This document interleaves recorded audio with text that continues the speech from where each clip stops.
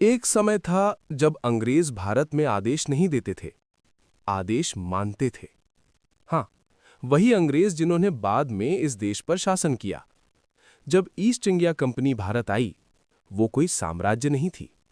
वो एक व्यापारिक कंपनी थी जिसे यहां काम करने के लिए मुगल दरबार से फरमान लेना पड़ता था।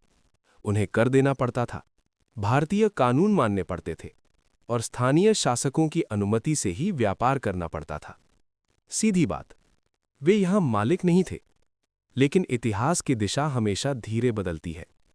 सन 1757, प्लासी। 3 घंटे का युद्ध, लेकिन असली खेल युद्ध भूमि से पहले शुरू हो चुका था।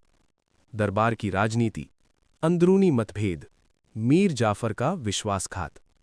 कंपनी ने केवल सेना से नहीं, रणनीति से जीत हासिल की। लेकिन यहां एक और बड़ा सच छुपा है।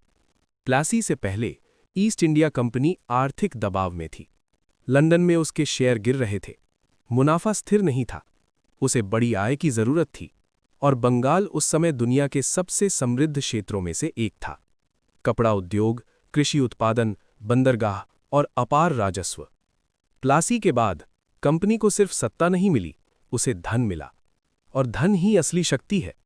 अब वे कर नहीं दे रहे थे, वे कर वसूल रहे थे। अब वे अनुमति नहीं मांग रहे थे, वे निर्णय ले रहे थे। एक व्यापारिक कंपनी धीरे धीरे प्रशासन बन गई, प्रशासन से सेना बनी और सेना से साम्राज्य।